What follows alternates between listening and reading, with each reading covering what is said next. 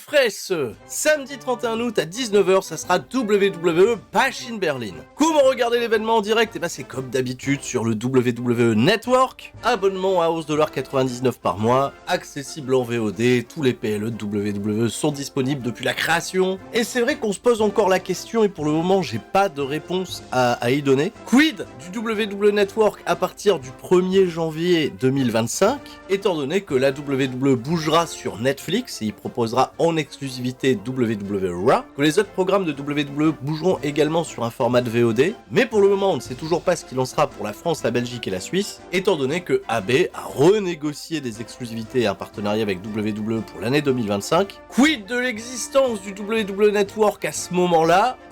On sait pas trop. On sait pas trop si le network disparaîtra. On ne sait pas non plus ce que deviendront toutes les archives. Je ne sais pas, moi par exemple de la WCW, de la ECW, de la World Class Championship, des vieux Primetime Wrestling, de vieux combats qu'il y avait également dans les territoires. Il y a de la Smoky Mountain. À 4 mois du grand lancement, il y a encore beaucoup de choses qui restent assez floues. Et j'espère toujours que les journalistes conviés aux fameuses conférences de presse d'après PLE poseront cette question. Ça reste pour le moment le statu quo. Quoi qu'il en soit, Bash in Berlin, on est prêt pour vivre de la grande action ce week-end. Grosse période, encore une fois, je le dis, pour le catch européen, une semaine après AEW All-In du côté de Londres à Wembley. Le catch prend la direction de l'Allemagne avec, autour de Bash in Berlin, 2 shows partenariats entre la GWF et la Revolution Pro. Ça commencera vendredi, il y a un show samedi. Et GWF organisera son équivalence du Royal Rumble le dimanche. Tout ça sera diffusé en direct et gratuitement sur la chaîne YouTube de la GWF, avec en plus de ça une diffusion en français commentée par mon ami Vianney Cagnon, qui sera sur place pour relater les événements du catch indépendant. Je suis très content pour lui et je compte sur vous pour aller y jeter un œil, parce que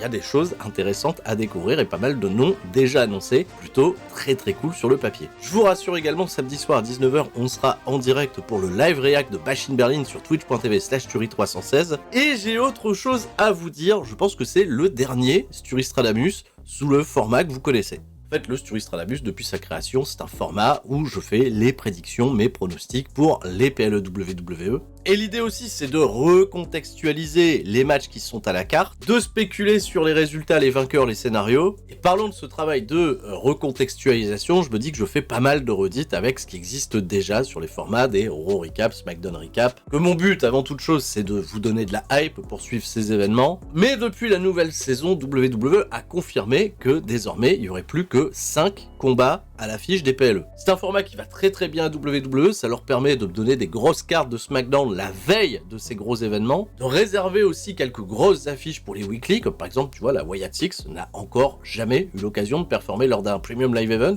Il y a un gros tournoi intercontinental qui concerne actuellement uniquement Monday Night Raw. Les championnats par équipe ont plus tendance désormais à être défendus en weekly, quoique pour ceux de Monday Night Raw, ça fait depuis le mois de juin qu'il n'y a pas eu de défense, depuis tout simplement que Finn Balor et JD McDonough ont pris le titre. Alors qu'est-ce qu'on va faire pour les prochains Sturistradamus? Je vais continuer de vous présenter les cartes des matchs, de faire mes prédictions à chaque fois, mais je profiterai à partir de Bad Blood pour réagir à vos commentaires, vos opinions autour des histoires, des intrigues de WWE. Histoire de rendre le format un petit peu plus interactif, je prendrai au courant du mois certains de vos meilleurs commentaires sur YouTube pour les analyser et vous donner mon point de vue là-dessus. N'hésitez pas, c'est aussi l'occasion pour me poser des questions. L'idée derrière tout ça, c'est un peu de faire un bilan du mois écoulé de WWE, et aussi l'idée c'est de pouvoir vous faire participer, d'interagir avec vous. Je sais que sur YouTube je réponds pas beaucoup aux commentaires, je les lis pour autant, attention, vous êtes lus à chaque fois. Merci de votre attention, on est parti, la carte et mes prédictions pour ce WWE Bash in Berlin,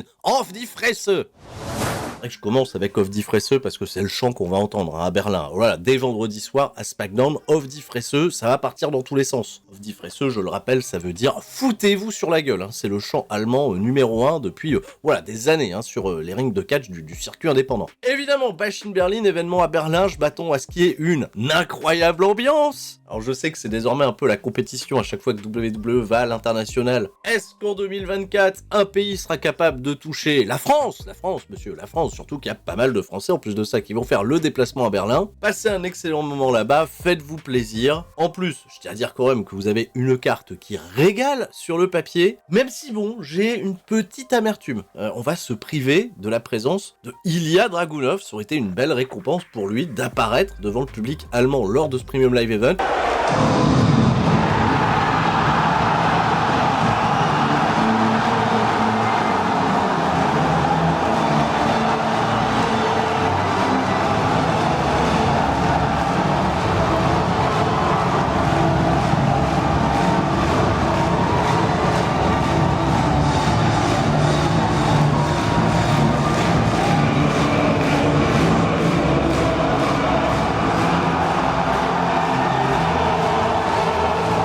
peut-être qui sera celui qui répondra favorablement au challenge lancé par LA Knight, qui a annoncé un Open Challenge pour son championnat des États-Unis. Ça a été un petit peu flou, est-ce que ça aura lieu à SmackDown ou lors du Premium Live Event? La réponse vendredi soir, lors de l'épisode de SmackDown. Attention, ça peut être aussi un excellent spot pour Giovanni Vinci, qui en tant qu'Italien pour avoir une hit colossale en Allemagne. Je garantis pas que cette semaine il y aura un SmackDown recap, parce qu'en termes de timing ça va être très juste, mais je vais tenter. Je vais quand même tenter l'expérience, on verra bien. On va commencer par le strap match entre CM Punk et Drew McIntyre. On n'a pas été très précis quant aux règles exactes de ce strap match, à part que les deux catcheurs vont être tous les deux attachés à un strap en cuir par le poignet. C'est un match qui est normalement sans disqualification, on pourra se servir d'à peu près tout dans le décor pour pouvoir se frapper sur la gueule. Ça va se fouetter le dos bien sûr, et ça va faire des belles lacérations sur les corps des catcheurs. Le strap match, historiquement, il y a aussi cette règle d'aller toucher les 4 coins consécutivement. Seul moyen de remporter la victoire. Le truc c'est que WWE n'y a aucunement fait référence pendant la construction du programme, que cette règle a été totalement ignorée sur l'un des derniers strap matchs qui avait opposé Bray Wyatt à Daniel Bryan, un excellent match dans mon souvenir. J'ai tendance à beaucoup apprécier les strap matchs parce que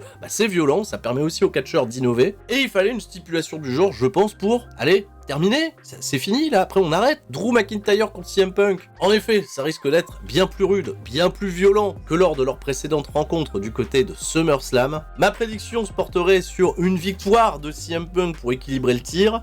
Quoique si on équilibre de ce fait, ça voudrait dire que CM Punk et Drew McIntyre vont se réaffronter pour faire la belle et que le programme n'est pas terminé. Vraiment, c'est pas fini. Allez, je change ma prédiction. Victoire de Drew McIntyre et on passe à autre chose. Ce serait bien que Drew McIntyre soit la bête noire de CM Punk et que CM Punk ne parvienne jamais à le battre. Les championnats par équipe féminins seront défendus à Bash in Berlin par Highland Alba Fire, qui auront comme challenger celles qui sont inarrêtables, Jade Cargill, Bianca Belair, les anciennes championnes qui ont perdu le titre sans avoir pris le tombé. Et mine de rien, ça fait quand même le 3e pay-per-view international cette année où les championnats par équipe féminins sont défendus. Est-ce qu'il y a plus de consistance et de pertinence dans cette division par équipe féminine?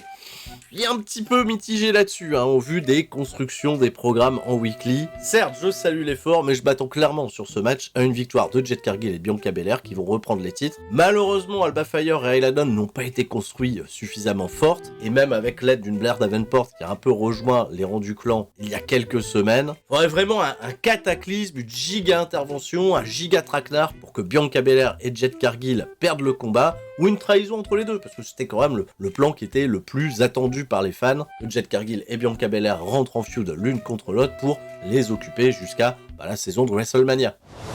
Dominic Mysterio et Liv Morgan, ils sont drôlement bien confiants à l'idée d'aller affronter les Twin Terrors. Putain, les jumeaux de la terreur. Ils ont 14 ans d'écart, les jumeaux de la terreur. Rhea Ripley et Damien Priest. Bon, overbooking clairement attendu sur ce combat parce que ça paraît tellement déséquilibré sur le papier. Quand même fallu à Rhea Ripley pour qu'elle perde contre Liv Morgan une dislocation de l'épaule et une trahison de Dominic Mysterio. Donc qu'est-ce qu'on va voir cette fois-ci sur papier aussi, Damien Priest contre Dominic Mysterio. Même si Dom il a fait des progrès, ça reste quand même assez déséquilibré. On parle quand même de l'ancien champion du monde poids lourd de WWE, Damien Priest, qui a qu'une envie de se venger. Mais il veut pas seulement se venger de Liv Morgan et de Dominic Mysterio, il y a quand même un homme derrière à qui il en veut beaucoup plus, c'est Finn Balor. Et on se doute que le programme Finn Balor-Damien Priest les conduira à s'affronter peut-être dans un Hell in a Cell à Bad Blood, et qu'il y aura 1 milliard d'interventions dans ce combat. Donc à quoi devons-nous nous attendre? Ma prédiction ira sur une victoire, du Judgment Day. Je pense qu'on va faire revivre un petit peu le scénario de l'épaule autour de Rhea Ripley, sinon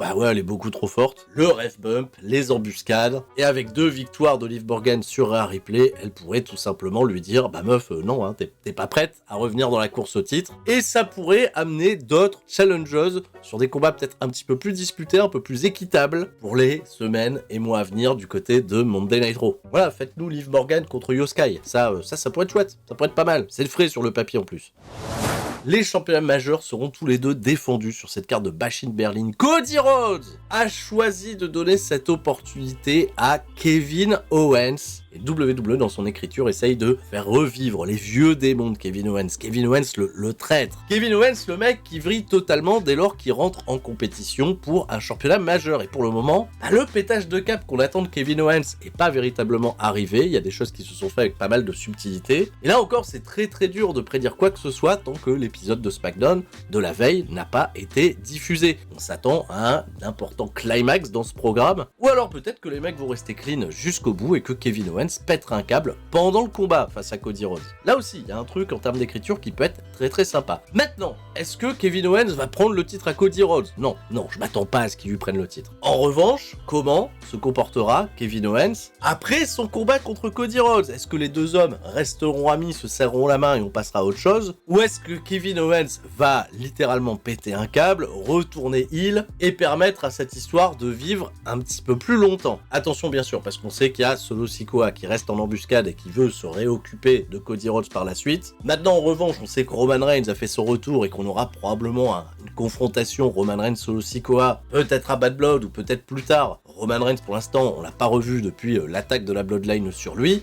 Probablement un retour qui se fera le 13 septembre pour la première de SmackDown sur USA Network. SmackDown, je le rappelle, avec la Fox, ça se termine bientôt. C'est un match qui a vraiment beaucoup de ma curiosité. Je trouve que c'est vraiment une belle affiche qu'on peut proposer en 2024. Ça pourrait paraître pour une hot take pour certains, mais ça sera intéressant pour les futurs sur Stradamus qu'on en parle avec vos commentaires. Je trouve que pour le moment, le règne de Cody Rhodes est vraiment très intéressant. C'est pas simple de booker un babyface. Il développe vraiment cet aspect du gendre idéal qui a tendance peut-être à un petit peu agacer le booking à la Superman, mais de l'autre côté, lui aussi peut devenir assez imprévisible, il peut libérer de la grosse colère, c'est ce que nous avait montré à l'époque le programme face à AJ Styles. Alors, Cody Rhodes, peut-être deviendra-t-il de plus en plus vicieux pendant son règne? Voilà la raison pour laquelle j'ai beaucoup d'attentes sur ce combat, on peut nous y foutre des sacrés indices, et je resterai sur le pronostic, une victoire de Cody Rhodes au final.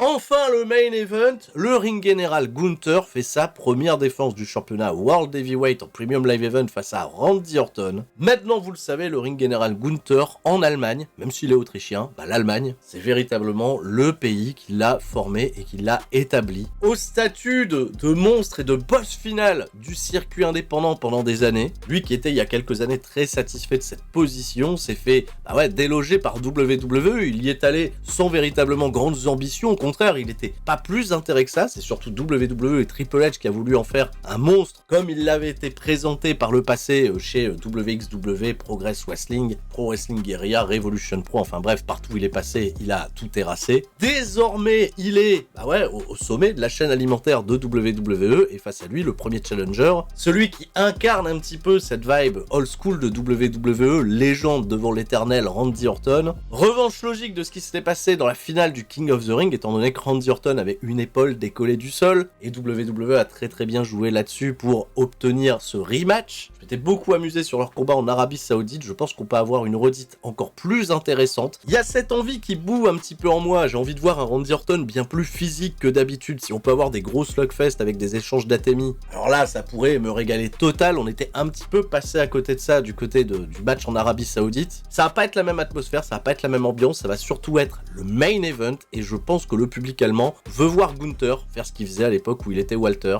De la destruction, du bon gros claquage de viande. Et pour ce qui est du résultat final, sachez que je n'exclus absolument pas une victoire potentielle de Randy Orton pour aller chercher son 15e titre de champion du monde WWE. Gunther, il a le profil pour avoir un règne à tenir le championnat pendant des années et des années s'il le faut. WWE nous y habitue avec déjà son super règne de 666 jours en tant que champion intercontinental. S'il faut le faire perdre, autant le faire perdre tout de suite pour regagner le championnat un petit peu plus tard. Je sais que c'est un truc qui vous plaît pas toujours, le fait que des championnats fassent la patate chaude, mais ça donnera un côté totalement imprévisible à la situation, ça y mettrait une petite touche de réalisme qui serait pas pour me déplaire. Je trouve que WWE est très fort pour faire monter la pression au niveau des suspens. Alors est-ce que ça sera ma prédiction finale? Non, je pense que Gunther va battre Randy Orton, mais je serais pas étonné. je serais pas si surpris que ça ne me dégoûterait pas, au contraire. Je serais très heureux que Randy Orton ait sa 15e couronne, même l'espace de quelques semaines, et que son nom rentre un petit peu plus dans la légende, une légende qui est totalement méritée au vu de son immense carrière.